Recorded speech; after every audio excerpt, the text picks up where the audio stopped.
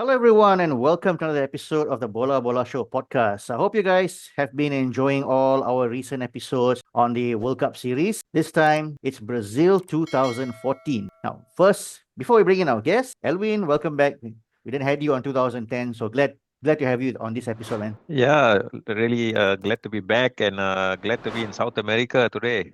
So Yeah. let's bring in our guest, Mr. Gary Koh, not too far Hi away, everyone. across the Causeway from Singapore. Hey, Yeah, just Gary, like Russ. welcome. Is this your second time on the Bola Bola Show, I believe, I right? think it's second time, yes. We'll start with you, Gary. I mean, what's your earliest recollection of what you remember about the World Cup in 2014? Well, 2014, the first one that immediately comes to mind, unfortunately, is the 7-1 in the Mm-hmm. semi-final. Mm-hmm. But I was also quite enthralled early in the group stage by particularly Algeria. Algeria caught my eye during the tournament, the group stage. Mm-hmm. And to some extent, I think seeing how Brazil labored their way until their semi-final disaster was something else. Mm-hmm. James Rodríguez and his wonderful goal, and beforehand already impressing with his play. Also, that one thing that I'll mention towards the end of this video, I think some may still remember it as the World Cup approaches. But Definitely, we first, can't wait to hear that. We'll go get Yeah. deeper with all the things that you touched upon just now. yep. Brazil finally welcomes the world. So,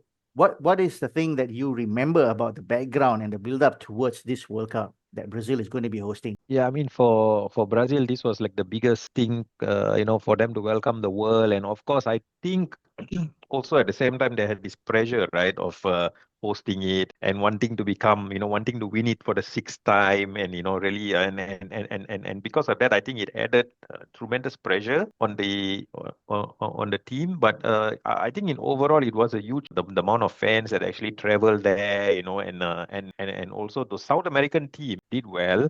And because of course, right, yeah, and then the same continent, and they packed up the stadiums and all that, so it was great lah. I mean, in terms of, I think, economy wise for Brazil, in terms of tourism and all this, but they spent a lot of money as well, Mm-hmm. so they Yeah, it's also true. went under and quite spending on infrastructure, which in the end, I think quite a number of it ended up becoming white elephants. Yeah, it's true. Yeah. It's true. And you mentioned they spent a lot of money, and became a very focal point on this World Cup Yeah. because a year earlier, when they hosted the Confederation Cup, the signs were already there that a large section of Brazilian society were not quite welcoming of the idea of Brazil hosting the World Cup. There was a huge amount of protests throughout the country during the presidency of Dilma Rousseff, and it continued. It spilled over even to the World Cup itself because the huge amount of money was, rather than being spending on the World Cup, they were felt that it could be spent on education, public service, hospitals, roads, housings, those kind of because things that really mattered to the normal average Brazilian. But the World Cup came, and you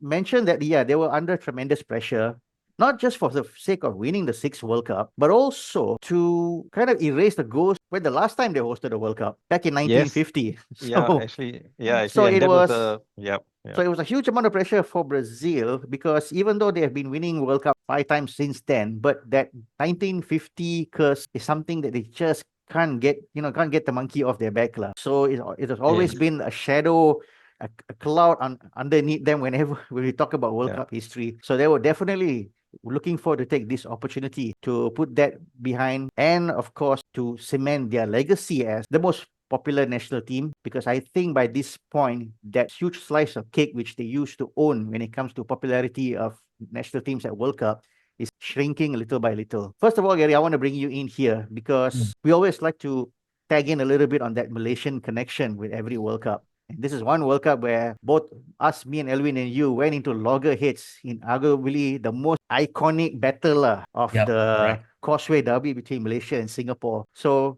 maybe you can share a little bit about what you remember from those two epic fight between Malaysia and Singapore. And this is where I come in. Actually, the thing is, thanks to the very peculiar way the Asian Football Confederation decided to have this very complex joint World Cup, Asian Cup qualifying, which has been fine-tuned quite a number of times ever since. So as it turns out, Malaysia and Singapore being one of the two of the lower ranked teams in the lower half of it, we end up being paired against each other in the first round of Asian qualifying. That means it's do or die. And it happened all the way back in 2011, in mid 2011. Usually there are plenty of Singapore, Malaysia competitive games, but when it comes to World Cup qualifiers, there is an extra spice to it. I mean, at times it may even be a shade more intense than the ASEAN Championships if the occasion really calls for it. And for this, in this matter, it really was.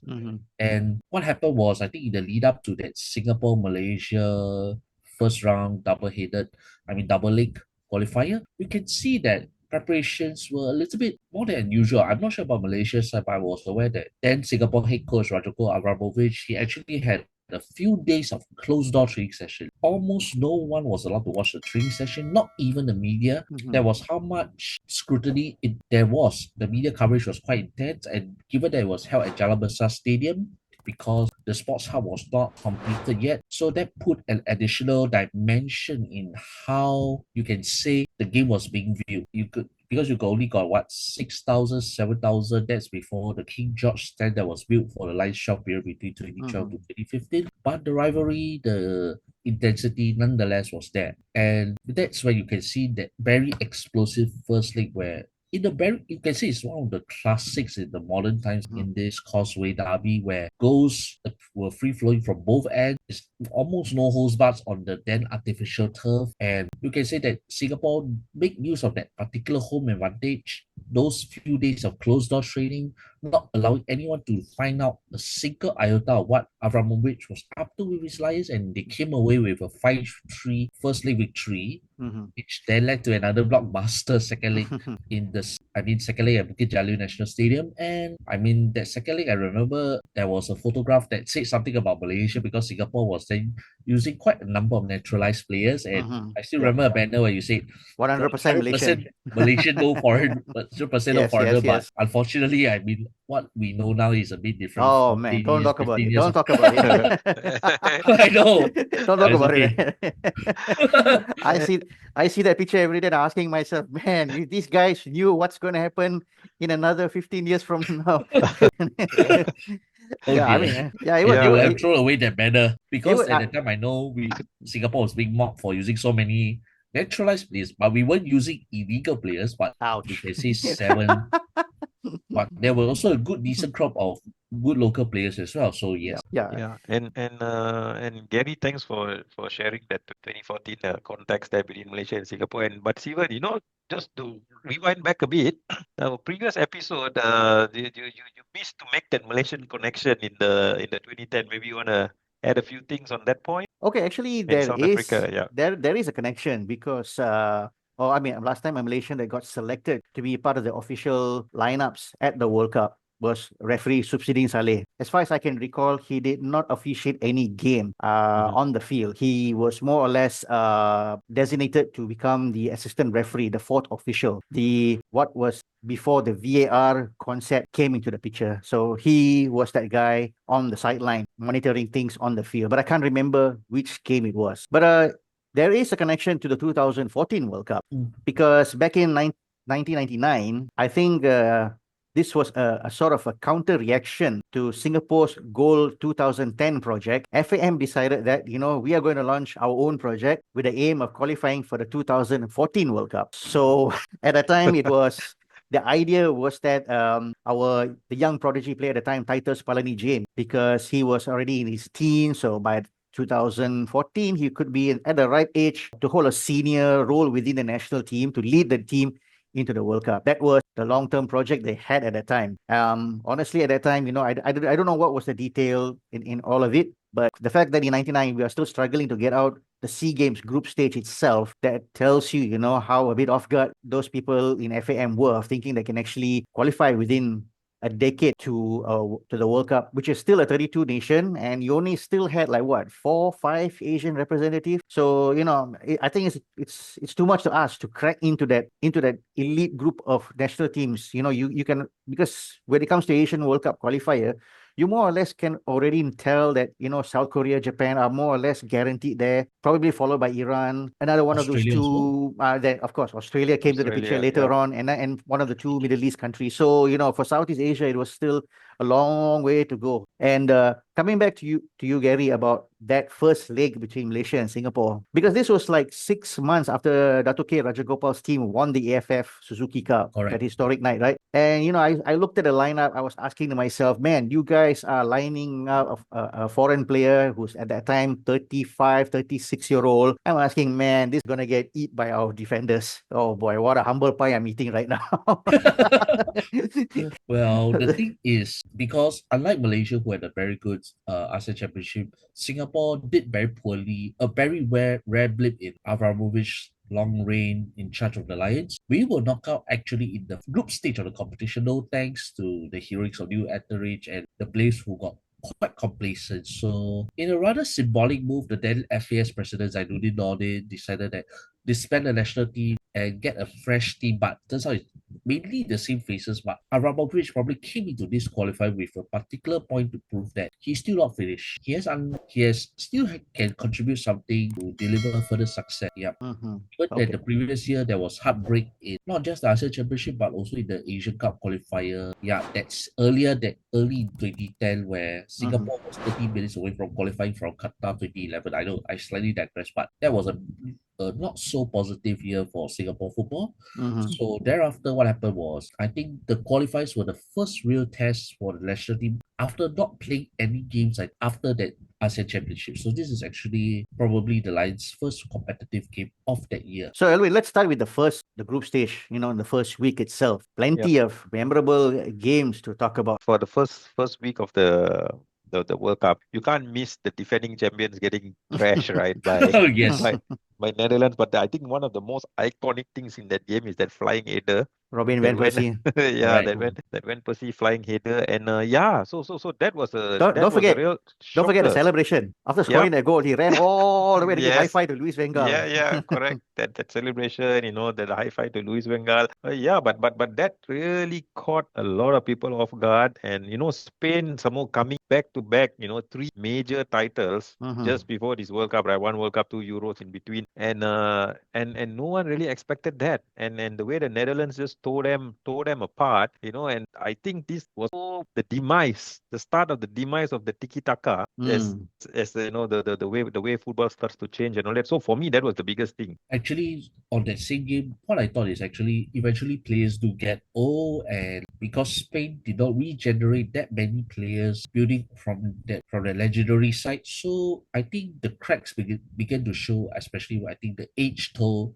The minds were still willing, but the bodies weren't there. Casillas was not the same Iker Casillas. Neither were the key players like Xavi and a few others the same as they were in their prime. So 4 years do really make a big difference. And I think by then Vicente Del Bosque had been in charge, so they had become quite predictable. So Mhm. for the Dutch to tear them apart that mercilessly in what was, you can say, the group of death that included memorably Australia as well. Well, for me, I think you guys mentioned about the Spain-Netherlands game. That's one of it. But I think it's the Costa Rica team in their group being sandwiched in a group that has three former world champions: Uruguay, England, and Italy. And man, they came out on top with that group unbeaten in that first game itself. It really took me by surprise that when they actually beat Uruguay was actually the semi-finalists 4 years earlier. They won the Copa America in 2011, and players like Luis Suarez. I think that season he was coming to the form of his life with under Brendan Rodgers' Liverpool. So I'm thinking to myself, man, how did this Costa Rica team really can pull off such a surprise? And then of course, they solidify their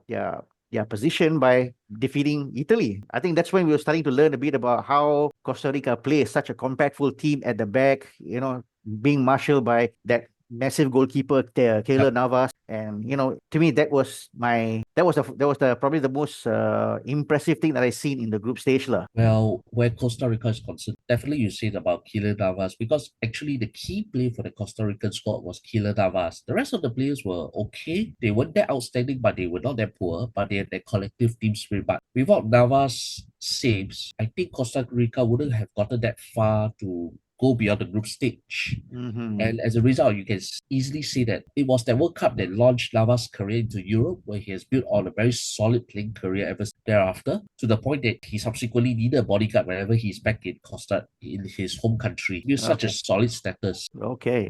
especially at Paris Saint-Germain. You look at his career, the way that it transcends after that. He went on to play for PSG, Real Madrid. And another game that I would probably want to pick out is Germany's routing over Portugal. Yeah. 4-0. I think that itself was quite an impressive. Germany, I think, was showing already, some the sign of what was to come. That, from what they were 4 years ago and now far more improved, far more solid, and far more better team. Yeah, correct. And no, I think nobody saw that. Nobody saw that coming as well, and that was Portuguese team. Of course, with Cristiano Ronaldo at his prime, and the way the Germans took it to them. But again, I think the style of this German team, the way they play, high intensity, high press, and this is something that basically it's kind of the shift. So football started to shift more into this kind of playing style. And of course, if you look at the German team as well and the way they play, that sweeper keeper, nothing better than Manuel Neuer, right? I mean, him at the back and the way he just sweeps, cleans it up at the back, and that was definitely a moment there for the Germans as well. Now, you mentioned about Keylor Navas, Manuel Neuer. I think if there is one common theme of this World Cup is the pool of outstanding goalkeepers that we saw in this tournament. I think there was one game where Tim Howard, I don't know how many saves he had, like 20 or 30 over saves. 30 over, actually. That was probably the knockout stage until Obama called him to convey his personal congratulations. There you go, man. America proving when it comes to their hands, they are way better than their feet. Yeah. Now, of course, with every World Cup, there will be that new face, that new shining bright player to come in abroad. I think in 2014, if we had to pick one specific name, it has to be Colombia's James Rodríguez. I'm not sure whether you guys remember, but prior to the World Cup, Falcao, I think he suffered quite a serious injury that laid him off for quite a long time, so we couldn't able to recover for the World Cup. And so the Colombian national team, managed by Jose Luis Peckerman, went to the World Cup in a Falcao's way. But player like James Rodríguez stepped up to the occasion to deliver Colombia one of its best ever performance in the World Cup. Yeah, he got the golden boot as well, right? With the 6 goals, his contribution, playing not as an out and out striker, but more of an attacking midfielder role, in that hole, in playing over there, as what Gary mentioned just now. Also an amazing goal that he scored as well. But James, this was his time to shine, and that was definitely a stepping stone for him. Of course, he earned the mega transfer as well. So we're talking about mega transfers that's happening right after this World Cup. So he had a huge transfer to Real Madrid. But, that didn't really, his club career there did not really, I would say, flourish or take off as how the World Cup was. But yeah. But speaking about James, he's also going to be back for this coming World Cup. This will be, probably his final hurrah year for Colombia. So let's see, him making that return again to the World Cup. Yeah. I mean, he made quite an impact for Colombia in the last Copa America. So, after 10 years, finally, it's like, back to his best. So hopefully it's still there, lah. Yeah, I think James for Colombia is very different than James the club player. Than James the Colombia. More committed for the national team than any club that he played for. Even in his UAE club, he wasn't as serious, but when it came to needing to be at his best for country, he will get himself ready for it. For some reason, the motivation becomes more. That's the strange trajectory of a player who wanted to play more for his nation rather than at any club, big club, small club, at any part of the world. And I think another player that we can somehow relate to this context is a player that I'm sure, Elwin, you will remember from his time at United, Paul Pogba. For some reason, his club football, I'm not saying his club football is bad, but, for some reason that, I think it is always with France, with the national team, that we probably, I would say, we saw the best ever version of him. And at that time, he was just 21 years old. Of course, he got the best young player in the World Cup as well, and France ran all the way into the quarterfinals. Yeah, Paul Pogba was definitely, one of shining stars in that team. But I mean, not just him, of course, his midfield dynamo effect and all that. But I would say in terms of club football as well, he did well. I would say even in time in Juventus and all before, Man United decided to re-sign him back for a mega deal. But let's not forget Antoine Griezmann as well, because Antoine Griezmann, he earned this move because that's when we got very used to the Antoine Griezmann as Atletico player, right? But this was moved from Real Sociedad to Atletico after this World Cup. So he was part of that French team. I would say quite an impressive French team. But we will see, of course, in the this team coming to fruition 4 years later, right? But yeah.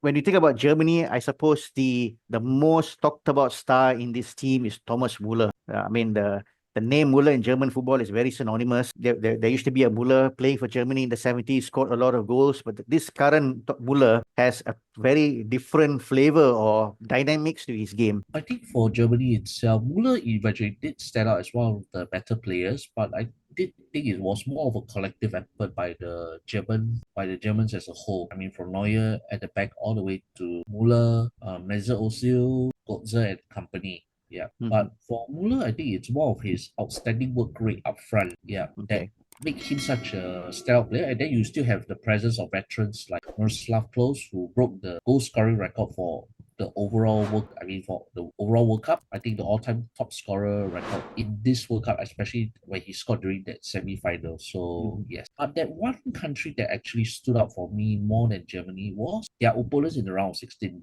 who stretched Germany the most, Algeria. Because that game that caught my attention was actually when Algeria played South Korea. The way Algeria played the game under Vahid Halilhodzic, the way they tore apart the Koreans into pieces, really, with their scintillating play up front, led by Islam Slimani. I think there were a few other Algerians, some of them whom they were of French-born players, but Vahid has managed to mold this, you can say, predictably combustible group into a very cohesive attacking unit. Struck a lot of fear into opponents during that World Cup question. And of course, when I look at the entire group stage, there are plenty of shocks. I mean, we have plenty of teams like England finishing at the bottom of the table, Portugal struggling with Cristiano, Spain eliminated. But I don't think there is a bigger shock than a match between England and Italy, in which the last time we will see Italy, the most iconic moment in World Cup, which is the moment when Luis Suarez decided to take a bite on Cellini. Well, Luis Suarez, he's always got his own antics. I mean, in the 2010 World Cup, he handled the ball so that Ghana could miss a penalty and send his country into the semi-final at the expense of himself. Biting the jaws, Mimi is still there to this day. And then you got I think one other subsequent World Cup, the 2022 World Cup, where he was one of the players who showed his antics towards the end of the game when they realized that they were going to exit. They were eliminated South Korea advanced at the expense of Uruguay. So there was those Uruguay drama, as you can call it. So Suarez is a very colorful character. He has also had those clashes with notably Patrice Evra during the Liverpool-Manchester United derby, the Premier League game. And his contribution rate was incredible. His scoring instincts was there. He was part of the memorable MSN team. I mean, Messi, Suarez, and Neymar in that peak Barcelona era in the early 2010s. But yet he is also capable of the other side, the ugly side of the game. Unafraid to play very ugly when called for it. But at times, like the biting, he could have become Mike Tyson. He would have matched Mike Tyson in terms of the bites. Yeah. Yeah, there's always controversy, right, when it comes to Suarez, and what Gary was saying. I was just about to say that also. He needed to make a Mike Tyson moment as well. Correct. Another goalkeeper I think that we forgot to talk about earlier. I mean, he's a goalkeeper that I know for a fact that I don't think his club career is anything colorful. But every 4 years in a World Cup, he will produce one of the most outstanding performances by a goalkeeper. I'm talking about Mexico's Ochoa? number one. Yep, I'm talking about him, man. I'm talking And about he's him. going for this upcoming World Cup again. I'm not surprised that even in this World Cup also, we're going to see him pulling off an outstanding game again, because that's Is he his a career. starter? Yeah, I'm not sure whether he'll be a starter, but okay, we'll see. I'm not sure he's Part a of the starter. squad. But Probably but not the this fact, time. yeah, but the fact that he has made World Cup performance as his bread and butter, like if we're going to talk about him, we're going to talk about all his legendary performance at the World Cup, pulling out those magnificent saves. Specifically in the second game against Brazil, which we have to talk about the host nation, guys. So, I mean, after their group stage and all that, what was your thing about Brazil? Did they look like a team that had the potential to go far? Did they look like a team that is good enough to actually win the World Cup? Or, you still felt that, it is still Brazil playing at home, you can't really, write them off that soon? Of course, being the host nation, you'll be inclined not to write them off too soon, and of course, being Brazil as well, right? But there was I would say a huge dependency on Neymar, on Neymar a lot in this tournament, where it will of course become pretty evident, and when it came to the semi-final. But they kind of relied a lot on him, and when the injury happened to Neymar, of course the team just went flat after that. Like they felt like they lost a huge part of the team, and I mean, when I think later when we talk about the semis, then we can elaborate more on that. Mhm. But yeah, so it was thanks to him, during the group stage that got them out of it. But it was pretty much, then in the second round, it was Chile, right, and then Yep. Colombia. Colombia was the quarters, was all against South American opponents, which they also knew very well. But it was a lucky escape. I think the Chile game, Chile was Mm. actually pounding them, Yep. and there was lots of saves, lots of chances that Chile did not take, of course, and then they fell short, penalty, anything can happen during the shootout. Yeah. That was a fantastic Chilean team under Jorge Sampaoli, taking over. I mean, basically, he's continuing Marcelo Bielsa's philosophy in that Chilean team. We saw them 4 years ago, and then I think they have matured a lot in the next 4 years. Alexis Sanchez leading them, and yeah, I remember that game, and they're high pressing. They were really putting pressure on Brazil, and I think Brazil hold on by the narrow margins and forced the game to penalties. But if we were to talk about Brazil, let's talk about another team, Elwin. I mean, honestly, I wasn't putting so much expectation, but what was your take after the first game against Bosnia? I think stumbling across the finish line, I think that's how you put it. Even though, right, Argentina won the three games in their group, but it was quite laborious. And then Mhm. and it felt like a struggle, and I think that thing carried on even into the even into the knockout stage, right? That very hard, laborious, and as a fan, that's really nail biting stuff. And but if you were to talk particularly about Argentina, I think, Steven, if you remember, as an Argentina fan, I would say the defining moment when we finally managed to cross and hurdle, right? Because since 1990, they've never made it to the semifinals. Always falling short, in the Quarters. quarters, or Mhm. or even before that. The group stage in Group 2002. stage, yeah, Yeah. group stage and all that. So as an Argentina fan, it's always been a painful when it comes to quarters. Okay, this is like the worst part, right? But I remember, Steven, you, me, and Bala, we were watching this game against Belgium, and when they won that game, that moment was priceless. Yeah, that moment to break that jinx of the quarters, and actually, hey, we are in the semi-finals now, and then that's, yeah. So that itself was a celebration. True. I mean, the thing is about Argentina going to this World Cup. Here's the thing. Messi was having a long season with Barcelona, and he was pretty exhausted, pretty tired. And the plan was that at least in the group stage, looking at the group stage that Argentina had to play, which is Bosnia, Iran, and Nigeria. And Argentina had plenty of firepower. They had plenty of firepower, plenty of talent. You had Aguero, Di Maria, Gonzalo Higuain. There was plenty of options there for them to get the job done. And the hope was that, the rest of the guys can do the job. And while he takes a break, or not to say takes a break, basically he will be in the team, but he doesn't need to do most of the running and all that. He takes a back seat for a while, let others do the job, and he'll be fully prepared for the knockout stage. But as we were about to see in the first three game itself, how the team struggled and he needed a lot of times his magical moment, especially the game against Iran, when Iran were just minutes away from securing a very Yeah. priceless point, Mm. and had to use his magic from outside the box to score. I mean, of course, it's a fantastic goal, one of the classic all-time best goals I've seen at the World Cup, but it just paints the picture that Argentina's progress in this World Cup is going to be a hard-fought and struggling one. But before we get to the semi-final, it wasn't really a good outing for the Asian representative at this World Cup. I Yep. mean, I think none of them won a game. Mostly were draws. So, what was the real factor for Asian side at this World Cup particularly? I think especially after 2010 World Cup where Japan and South Korea reached around 16, but Australia's case they were pretty unfortunate because they were really in that group of death where they had Spain, they had the Netherlands, Chile. So Mm. it's very unlucky. But for South Korea, they had a torrid campaign. And mind you, the coach then in the 2014 World Cup, Hong Byung-mo, is coming back for the 2026 edition this time. Okay. Yes, so makes you wonder whether he's going to do something different as the head coach for in his second World Cup outing as in that position. But South Korea were disappointing. Japan were not convincing. Iran, the problem is I think they didn't have the likes of Mehdi Taremi, European-based players like Mehdi Taremi. I mean, even then when they had Kuala Azizi, Ali Dai and all that, no, they didn't have that.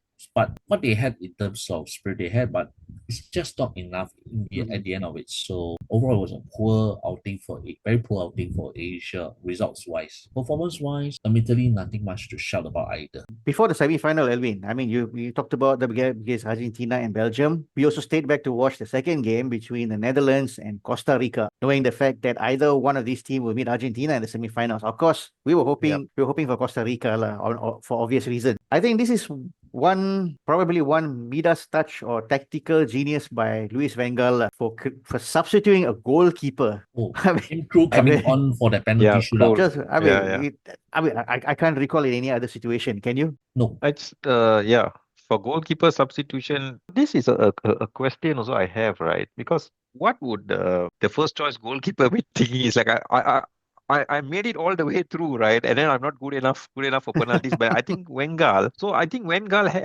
he probably had to manage that dilemma in the semi-final, which he did not make the substitution, right, for Krul. And when they did go into the penalties, right? Because in the against Costa Rica, he made that team Krul substitution, but it worked out, right? It worked well. I mean, this thing can backfire, right?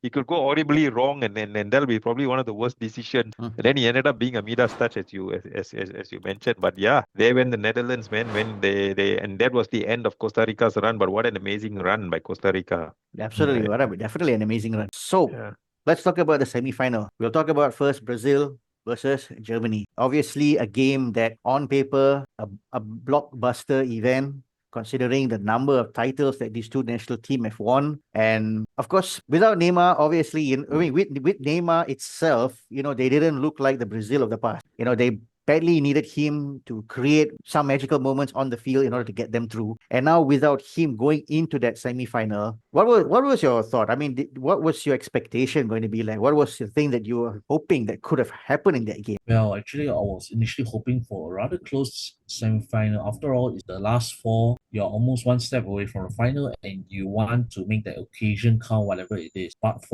we would have expected, even without Neymar, to be a close contest, because on paper, Brazil still had some players who were playing in the top European leagues, and you have some knowledge of the Germans already. So that was the expectation I had before the semi-final. Yeah, of course. I expected it to be a KG affair. That's what Gary said. Semis, you don't expect blowout. If you count 1 to 400, 400 seconds, right? That's when four goals went in just the first half. You'll be wondering what's going on. Is this some charity match, some friendly or something? Right? It's a mismatch. It's a World Cup semi-final, guys, in front of your home crowd. Like what?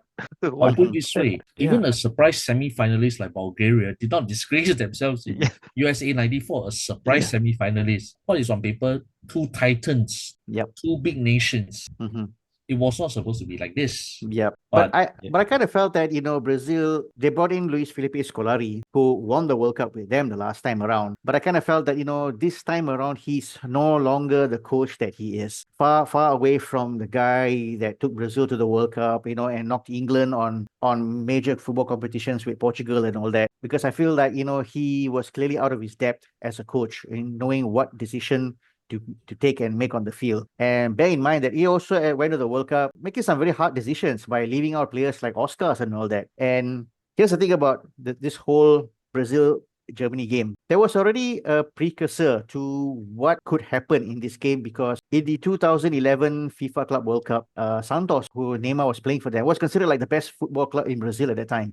The best team that ever had in Brazil. And they were beaten soundly by Barcelona 4-0. And the Santon coach at that time admitted that, this is a football that we're just not familiar with. We're not too sure, this new European football that we are witnessing. And the evidence was, again, showed 3 years later, because that German team probably all the fruit of hard work that they put into for 14 years. Remember, in 2000, they got knocked out of the Euro. They sat down and said, we need to fix this problem, and they reboot the entire system. Of course, along the way, they had defeats to England 5-1, a lot of other bad results, but they stayed on course with the knowledge that this is a long-term project and we're going to see this through until the end. And I suppose, all that fruit of labor and work, everything they've done came together on that game against Brazil. Although, yes, they would win, it will be winning the World Cup was in the final, but I think in that semi-final, that game, as you mentioned, in the 400 seconds or 4 goals that entered in was where the all that hard work that Germany has put up is paid off. Mesut Ozil scored a goal. Kadira, Kadira scoring goals. Tony Cruz got 2 goals like in 60 over seconds. Like within less than 2 minutes, he got 2 goals. It's like some Sunday league football, play in the Padang, that kind of thing. Like you play in the Padang, some goals just going in, right? Like that. And then their heads are down and they realize, oh no, it's only like 30 minutes, and not even half time, and 5-0 at half time. Thing is, I think in retrospect, the Brazilian players have been exposed to those playing methods, the playing style. But unfortunately, I think Sivan, I will have to add something here. Looks like the Brazilian coaches who are based back home were totally out of touch. They were not ready. Scolari didn't have a long stint in Chelsea, so it says quite a bit.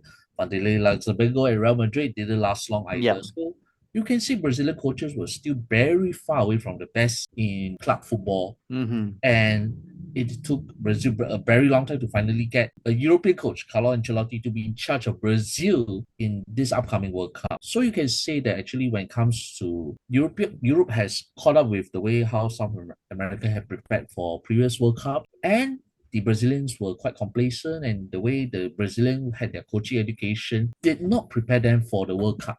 Yep. You can say Copa America good enough, maybe even the Olympics good enough, but definitely not the World Cup. Yep. And if you look at their path towards the semi-finals, as you say, a relatively easy group stage, and you got 2 South American opponents in the first 2 knockout rounds, and the first real test where suddenly the whole world saw a Sunday League semi-final.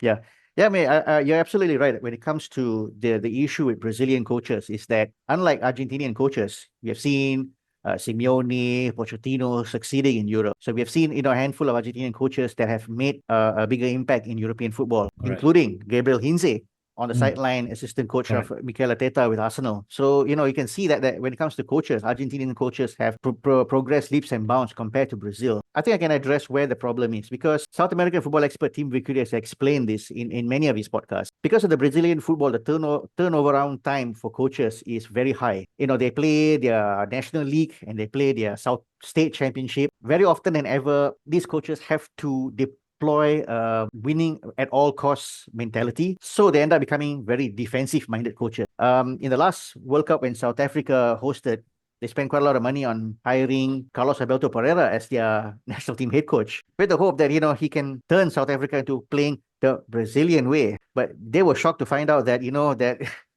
every Brazilian coaches they hire isn't playing the Brazilian way as they would like to see. It's a bit of wake-up reality when fans talk about Brazilian football. Of course, their love affair with Brazilian football starts with the national team because of the Selecao, Jogo Bonito and all that. But if they were to dive a little bit further into Brazilian football, go deeper, nothing but Jogo Bonito, to be honest. Okay, So, I think the only thing Jogo Bonito, okay, and this is something, the score is 7-1, right? But maybe the only thing Jogo Bonito do for them or something to take away is they had more possession in that game, right? And they had more shots than Germany in that game. wow. So Okay. the total shots, I mean, this is just stats, but these are stats that don't matter anymore, right? But Well, if you look can at it, have so many shots that don't even trouble Neuer. correct. It's just the whole point. Exactly, yeah. Okay. You just say that they had a weak their guys, their forward line was just, I mean, besides Neymar, there was nothing impressive about that forward line. Pride was pretty much single-handedly He had singled out in Fred, he that had game. Yeah. Hulk and I think it might have been easier to put Fred Flintstone into the Brazilian squad than Fred. Because Fred was really a passenger for all the games that he played. He was a passenger. And of course, Alvin, after this result, of course, Argentina has to play the Netherlands. Now, I'm going to be honest with you. If I were to pick Argentina to play against an opponent in the final, I would still pick Germany ahead of Brazil because of our experience playing against Brazil in major finals hasn't been Yeah. very too kind up to that point. Yeah. So what was your take, man? I mean, were you still hoping for, I mean, of course, you want Argentina to be in the final, but who was your pick between Brazil and Germany? To be honest, yes, we didn't really have a good record against Brazil. But for me, right, if you want to have an ultimate World Cup final, I think that's the ultimate World Cup final for me is an Argentina Brazil final, something that never happened. And the last time they met was in 1990 in the second round, right? Round of 16. Round of 16. That's the only time last time these two giants met. So it's been great. And how sweeter, right? If we beat Brazil in the Maracana, win the World Cup. Yeah, Okay. that will be the ultimate thing, right? But of course, history had a different lesson. Yeah. And of course, that 7-1 defeat to Germany in a way has vindicated the team of 1950. I think that 1950 side, despite of all the criticism, the way society has treated many of the players, I think they can forgive them. I think what they've done in 1950 is not as bad, I would assume, what happened in 2014. Yeah. So let's get on to the next semi-final. Of course, when we talk about Argentina versus Netherlands, it's football heritage. I mean, Elwin, we can still remember Dennis Bergkamp. Yeah, that wonderful goal. That Yeah. genius, that sublime goal in that quarterfinal 98. Yeah. So when it comes to Argentina facing the Netherlands, there's always another very stressful moment, and we have to go through this whole process again. But this was indeed I mean, KG affair. They did not take their chances as well that came, and of course in the end it went all the way to penalties. I think Argentina's record in the semis, when they made it there, They never lose. they never lost, right? Yep. So it's always, that's why I said that's what I want to mention again, that hurdle of the quarters was the most important thing. Once you made it to semis, then you made it to final. Yeah, So true, that's of true. course that was the ultimate thing to actually be in the World Cup final. But I had noticed that Netherlands-Argentina games, especially in the World Cups, had been fiery affairs, very tight affairs. I mean, even the subsequent one in the 2022 World Cup. Oh, I yes. find that was another one. It's going to be quite tempters. So I think for Van Gaal to reach this far with the Netherlands was quite significant as with what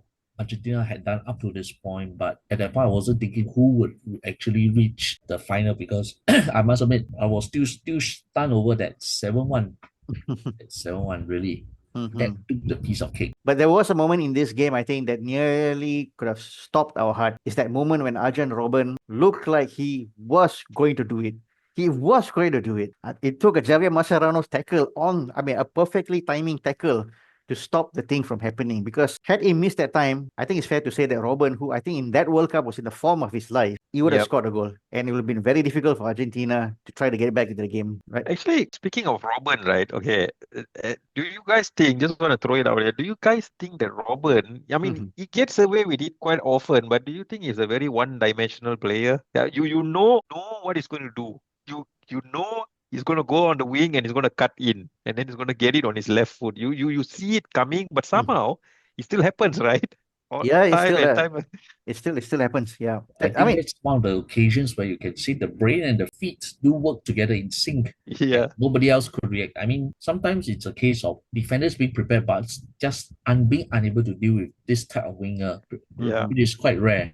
Yeah. Yep. And I think this is also like we are starting to see in this World Cup. I mean, you guys can correct me here. The inverted wingers, because players like Robben, being a left-footed, was thrown on the right side, and being asked to do that little bit of extra work of cutting through in. I mean, if you do that in the 90s, people say it's nonsense. What I heard are you thinking? If it's right-footed winger, right leg, cross put in the right. That's it. That's done. Simple as that. I think it took one or two more World Cups to see this coming to that became more commonplace in terms of the inverted winger. But Robben is the type where he was more on the left or right-footed player, but I think it became more common subsequently. Final, Argentina versus Germany. What is your really expectation? I mean, going into this game, you're really having high hopes, or you felt like there's a 50-50 chance. I personally felt that, since the World Cup is being held in South America, it's obviously going to be a South American team winning it. I got carried away on that narrative.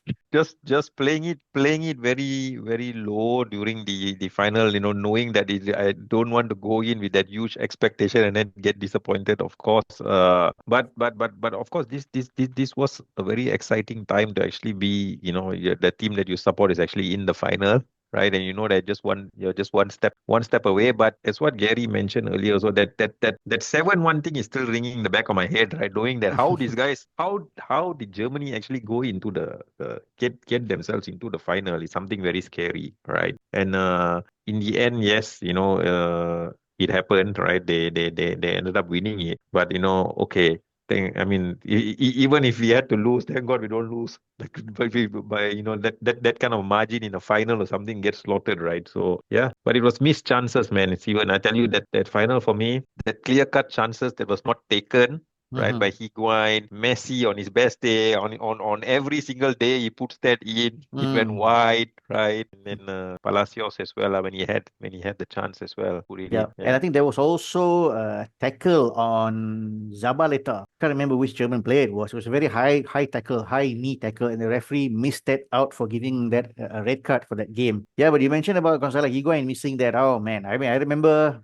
Just to let you know, Gary, we were watching the game in one of the popular restaurants, bars at the early hours. I think the final was 3 o'clock kickoff. 3 a.m. Yeah, Yeah. so we were watching that when that goal went in. It was pandemonium. It was pandemonium for at least 10 seconds. Offside. The flag came.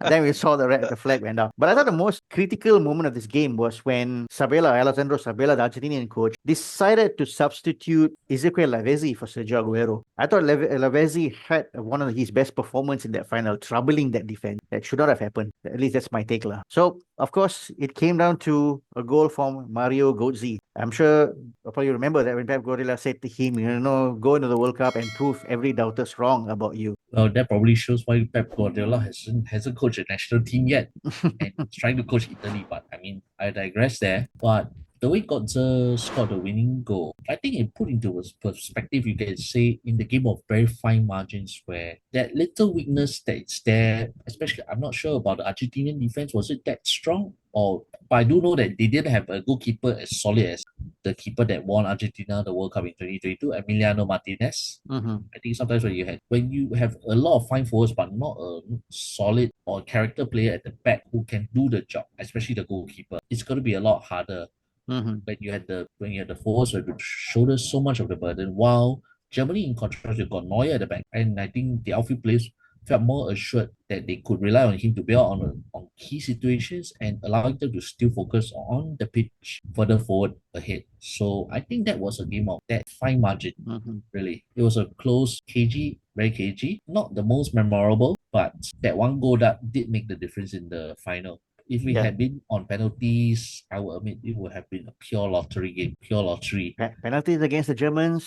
And not only that, I have no idea. fireworks again after the final whistle in front of the whole world. Yeah, forcing again a penalty shot against Germany, well, that's going to be, it's a tall order to ask, especially against Germany. Have they ever lost a penalty shootout, Germany? Not a recollection, like any big tournament, no, right? Wow. At least at the World Cup, not that I can remember. No. Yeah. And of course, you mentioned it is a goal of fine margin because, it was an absolute moment of split seconds where there was an opening between the defenders and the goalkeeper, and Götze just saw a chance to put the ball in, and that made the difference. And I kind of knew from that point on, we are in trouble already, because I think that goal was also scored quite late in extra time. Yeah. Right. But 6 minutes left, 6 minutes remaining. Yeah. So I mean, in your case, once the final whistle went, what was the thing that going through your mind as an Argentina fan? I mean, were you disappointed, or you felt like, this is the best they're given, and you appreciate this moment? Yeah, of course, disappointed, or hoping that we could actually finally see them win the World Cup, at least during that time. But like I was saying also at the beginning, this Argentina team felt very laborious and kind of like stumbling over the line. So this is as far as it could go, I think. Of course, with another over relying as well on Messi to always come up with the answer. And he of course he had that one chance right in the free kick right at the dead Oh that he boy. shot it to the sky. Yeah. He ballooned it, and that was that one chance. I remember everybody was like just waiting. This could be hit. This could be it. We have seen it happen in Barcelona so many times. That going in the top corner, but this really went rugby style, and and that's how it ended. I Yeah. think that's probably the result of Messi playing too many games for Barcelona in that season before the World Cup. Because fast forward to 2022, he didn't have to play that many games for Paris Saint-Germain. Oh He yeah. could conserve all his energy for Argentina in that World Cup. I mean, to put it Yeah. simple, he went to Paris for training. That's all that's all Yep. training for the World Cup. He didn't go there to help PSG. Correct. Yeah. I know there's an interesting take by many fans out there. Obviously, their hoping was that Messi will finally lift the World Cup on this occasion, something which we had to wait for a little bit longer. But I know today, I hear this constantly about fans, if only, he go and score, if only this happened, if only happened, oh, Messi would have had two World Cup. Here's what I believe, that had Messi won 2014 World Cup, I don't think we would have seen his career panned out the way it happened in the following years to come. And I don't think that we also would have seen him playing in 2022. I think he will still play a substantial role in 2022, but maybe he might have decided to take a slight back seat in the national team because once one achieves legendary status or you win the World Cup, the motivation clearly changes. Yeah. Look at what happened to Paul Pogba after he won the World Cup. He wasn't the same player actually. Some of them, once they win the World Cup, that's it. They reach the pinnacle and they're going to scale back quite a bit, or it's not the same anymore. I kind of agree on that because I don't think that because in the following year, we're starting to see he's putting up some crazy numbers for Barcelona, which I think is more on the fact that, that he wanted to continue to prove his worth on the field. But I think once you achieve that moment in your career with lifting the World Cup, it changes everything. It changes your own perspective of how you look at your own career. At least that's my take. So, Elwin, what's your overall take on Brazil 2014? Is it a World Cup that you will remember it fondly? I mean, where would you rank it amongst your most favorite World Cup? I would say in the top three, right? Mhm. So at least for me, it would be in the top three. It was not a very I think it was a very exciting tournament. We got very little those scholars draws and of course in the group stages and all they were, and then during the knockout as well, that some led to penalty shootouts and all that. But it was and I think entertainment value was great. Of course the what happened in the semi-final, these are memorable things that happened right during this World Cup. But as an Argentina fan, of course your team went to the final, the team that you support went to the final. So yeah, for me, since I started following the World Cup as since 1990 being my first World Cup, and then started to follow it throughout the times. Yeah, I mean this has to be up there in the top three. Yeah, and to actually get the backdrop, of the Maracana. I remember the final, the moment where they showed an image of I think it was a helicopter or drone. I can't remember, flying Oh over the yeah, yeah, stadium with yeah. the lights and the Christ the Redeemer statue at the back with the lights. I mean, it was just a moment, like, okay, man, this is the World Cup, man. Yeah. Mm-hmm. Okay. So that is memorable about Brazil, but I think we need to take into account as well that for Argentina, the fans as well, it felt really at home. I Oh mean, they yes, stormed the yes. Maracana. The whole fan culture, the whole thing. I mean, for them, this was home. And of course, the Argentina fans came in large number.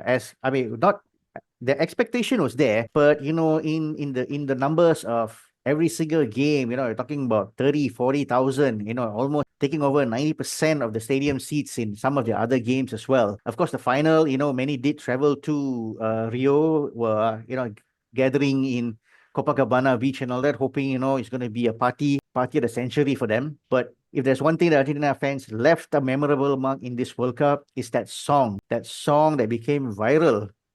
A song that was Yeah, remake from the classic CCR song, Bad Moon Rising, was it? yeah, Okay. yeah, Brazil de Cime Crescente, which is yeah. still an iconic song even until today. All right, Gary, before we wrap up this episode, I just want to get your take on the power shift in football, because with Germany winning this World Cup, it's going to be 3 consecutive time Europe winning the World Cup, with Brazil winning the last one in 2002.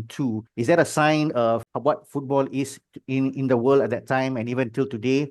with the way the European game has accelerated so much that, the rest of the world is playing catch up? You can actually say that because with Germany actually winning relatively comfortably, I mean, save for a couple of the apart from the final and the very intense affair against Algeria in round 16, Germany actually had it pretty good, but it also showed how high the standard of European club football has evolved into national team level. Mhm. And as I mentioned earlier about the coaching by the native national coaches outside of Europe, Mhm. I think that massive gap in the coaching level has impacted the players because the players may have received those education, valuable club education in Europe, but the coaches are still lagging far behind. And as you mentioned, the Argentinians have coaches who are coaching in the highest level in club football. Unfortunately for Brazil, the Brazilian coaches haven't caught up. That's why Brazil had eventually had to take the drastic step of appointing Carlo Ancelotti to take charge of the Selecao in the upcoming World Cup because he knew what the high level is all about. The players will respect him, and you can say that the evolution of how the players, not just their ability on the pitch, not just playing for the big club, but also the salary, the influence that they have. I think it also impacts who they trust among the coaches. And maybe, probably it's a case where whether it was, I think, Scolari in the 2014 World Cup or subsequent domestic coaches, they don't command exactly the same level of reverence to their native coaches the way they have in the past, even while playing as a superstar abroad. Mm. So I think that is a massive difference. If this particular national team coach has not been involved in Europe, either as a player at a minimum level or even as a national team coach, they will be asking questions about whether this coach can help my national team game win games. That will be the crux of it. Mm. And I think this is the first step in which you can see that major shift in which a European team is going to dominate in any part of the world. In fact, I think even in the upcoming World Cup, we will still see a European team winning. Apart And- from the Argentina final, the 2022 World Cup final between Argentina and France. Yeah. And I also think that we're starting to see this trend of football, especially football association in Southeast Asia. Like now with Germany winning the World Cup, we have to appoint a technical director from Germany to come over Oh, here. yes. And because we want to Following learn catching up with the times, but you don't know whether they are really good coaches or otherwise. I mean, yeah. like for example, maybe Japanese football is on the rise. Okay, so let's get Japanese coaches. Or Spanish football is on the rise. Okay, let's get Spanish coaches. I mean, in Asia, we are particularly guilty of it. Many parts of Asia, including especially this part of the world. Would you rather get a coach who knows how to grind out results and push us to a respectable level, or do you want to just go with the trend or make big name appointments only to see that big name appointment struggle to get the best out of this place because unfortunately, like these players are really limited and they don't know what he wants. That will be the crux of the whole thing. Yep. And maybe that's why Southeast Asia is getting into this kind of naturalizing players or the heritage players, the arms race that's going on right now. Even Thailand, even Vietnam, Indonesia. I think Indonesia were the starters of this, especially with there's so many Dutch-born players, but in the end, they still can't defeat Japan in that third round World Cup qualifying. But never mind the coaches on this part.